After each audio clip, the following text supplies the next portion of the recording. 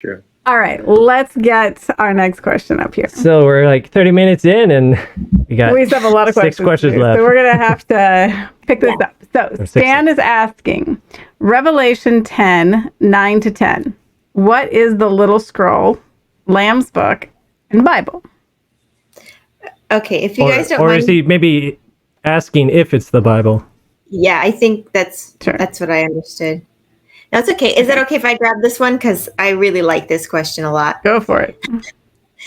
So it's really interesting when it comes to Revelation chapter 10, because this is kind of a random plug-in that happens in the middle of a big event. So if you read in Revelation chapters 8 and 9, you see it's the beginning of the 7 trumpets. So basically, the 7 seals are opening, and then the last seal opens.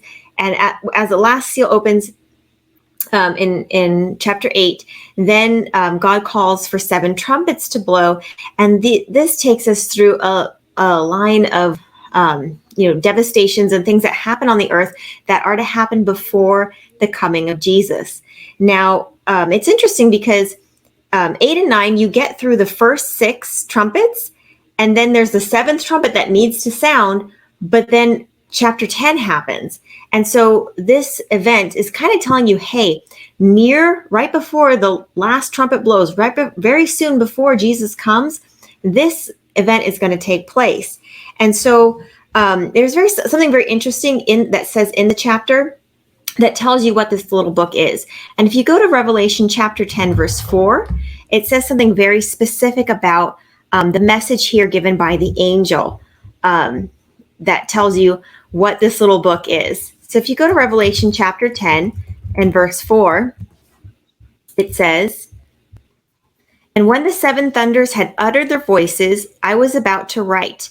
And I heard a voice from heaven saying unto me, Seal up those things which the 7 thunders uttered, and write them not." So it's talking about that this time, this message from this angel that appears in Revelation 10, and he utters 7 thunders and gives a little book to John. And this, but with this, the message basically, because an angel in the Bible is basically a messenger. It's not necessarily a literal angel, just like, the 3 angels' messages of Revelation 14. It's not a literal angel, proclaiming with a loud voice these things. It's God's people giving a message. And so there's a message here in Revelation 10, and part of that message is 7 thunders being uttered, but those things are sealed up. Now, what is the one place in the Bible where God says something is sealed until the time of the end? If you don't know, I'm going to tell you, because it's in the book of Daniel. If you look in Daniel chapter 12, it reads, and I'll just, for time's sake, I won't read it, but I'll just tell you where it is. In Daniel chapter 12 and verses...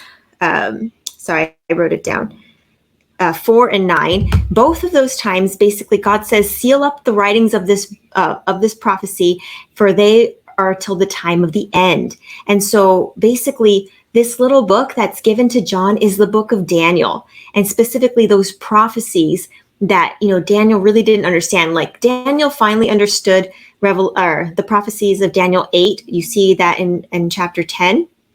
But the prophecies of Daniel 11 and 12, he really doesn't understand. And God says, this is sealed up to the time of the end.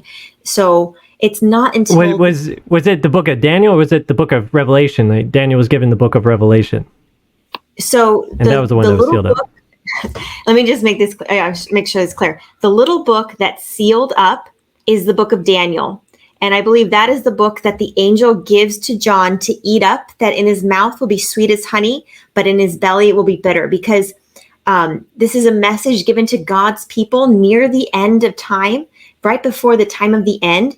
And we know that the time of the end is after the 2300 days of Daniel 8:14, because it says, unto 2300 days, then shall the sanctuary be cleansed. And that's the last day of the Jewish year, the Day of Atonement. And so it's at the end of the 2300-day prophecy, which if you go into Daniel 9, you'll know that begins at the proclamation of, the freeing of God's people to rebuild Jerusalem, which happened in 457 BC, and it ends in 1844. So basically, there's going to be a time where God's people near the time of the end are going to eat up this little book. It's going to be sweet in their mouth, but in their stomach is going to be bitter. But the last thing that the angel calls John to do, it says, thou must prophesy again. So there's going to be a special message from the book of Daniel that God's people are supposed to give during this time of the end before Jesus comes. And if you read the book of Daniel, we've now can understand it based on the prophecies of Revelation, as you understand both the books of Daniel and Revelation together, because you really need both books to understand these prophecies. So in a nutshell, that little book of Revelation 10 is the book of Daniel, because that's what was sealed up until the time of the end. And just as the seven thunders were sealed, but at God's people at first, their first understanding, they thought this was sweet, but it ended up bitter. But then God's people then have to process, the truth of the book of Daniel, the truth of the book of Revelation, and prophesy again and give a message of prophecy before the coming of Christ. Do you guys have any other thoughts on that? So we have a comment from Anthony Cox, and he says, his first comment, but John's book is not sealed because the time was soon. Yes. I think that's a really good point. And back to what you're saying. Yeah, no, and that's true, because if you read in Revelation chapter 22, and that was another point I was saying, is the book of Revelation is not sealed. If you look in Revelation at the last chapter, 22 and verse 10, it says, don't seal up this book because the time is at hand.